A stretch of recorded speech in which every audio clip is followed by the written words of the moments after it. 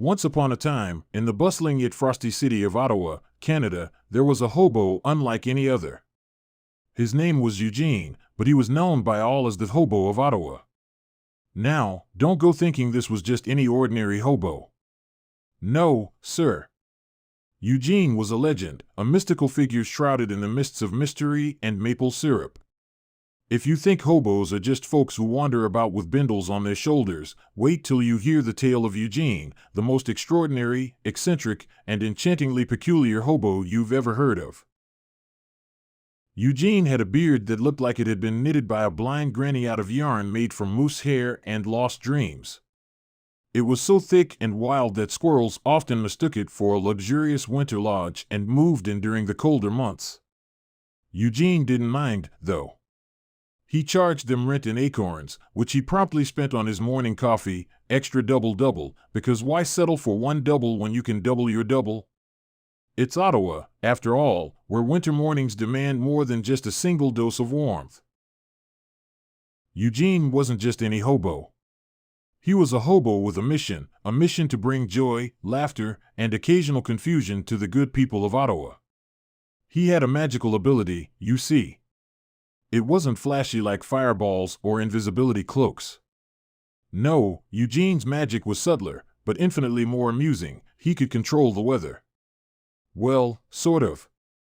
He could influence the weather within a 5-foot radius around him.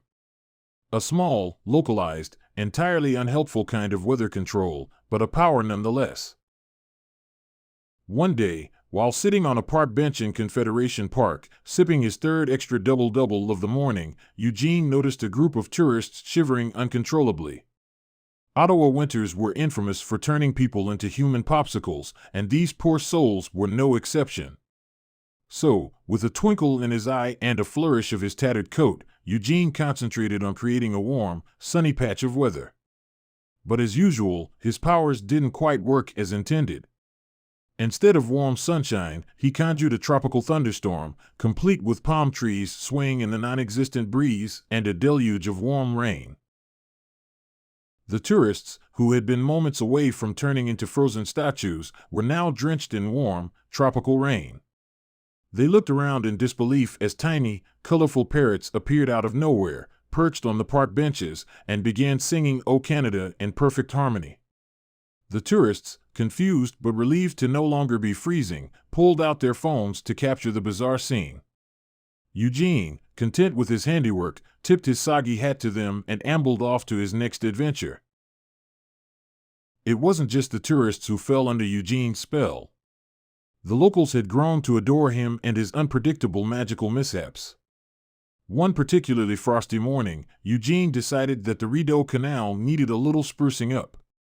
So, he sat on the edge of the ice, dangled his feet in the freezing water, and began to concentrate. He wanted to create a beautiful, crystal-clear ice sculpture in the shape of a giant beaver, because nothing says Canada like a beaver made of ice, right? But, as you might have guessed, Eugene's magic didn't quite follow his intentions. Instead of an ice sculpture, he summoned a living, breathing, gigantic beaver. The creature looked around with curious, beady eyes, then let out a loud, enthusiastic chomp, and started gnawing on the nearest ice shack. The locals, far from being alarmed, gathered around with their hot chocolates and Timbits, cheering the beaver on as it chomped its way down the canal. Eugene, ever the gentleman, offered the beaver a warm plaid scarf, which it graciously accepted before waddling off into the wilderness, leaving behind a trail of chewed-up ice and very entertained Ottawans.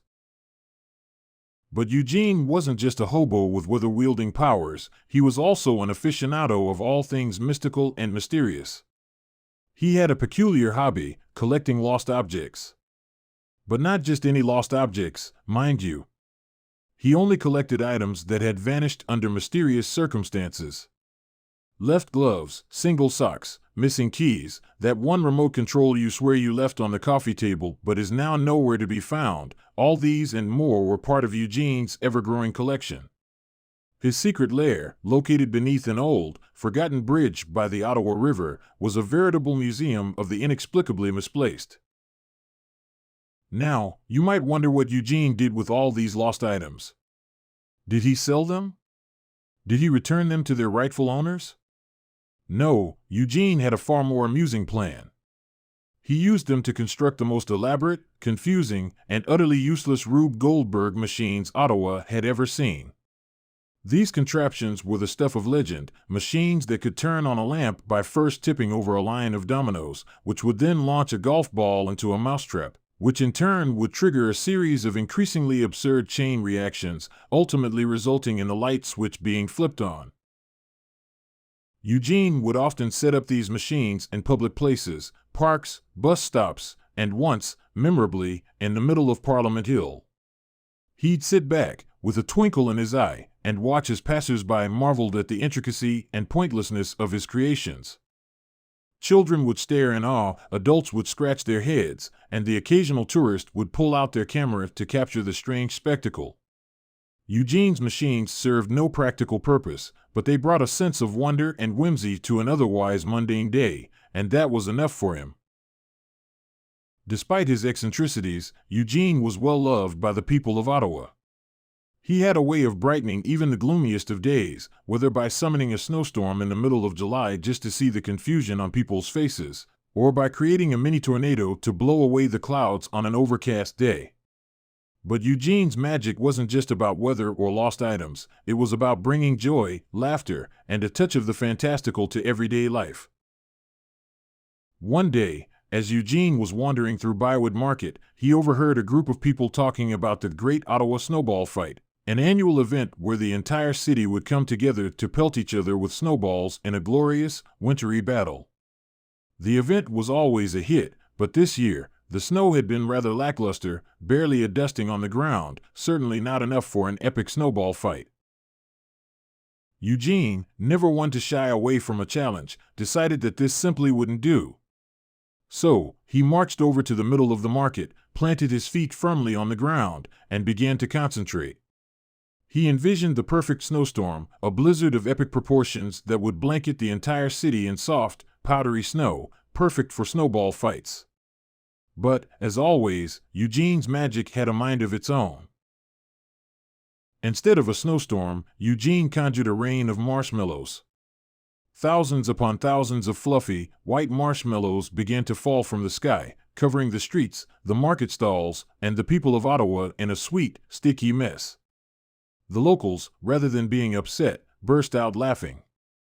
They scooped up the marshmallows by the handful, threw them at each other, and declared it the Great Ottawa Marshmallow Fight. The event became an instant tradition, and to this day, every year, the people of Ottawa gather for a marshmallow fight in honor of Eugene, the Hobo of Ottawa. As for Eugene, he continued his wanderings, spreading joy and confusion wherever he went. He became something of a local legend, with stories of his magical mishaps being passed down from generation to generation.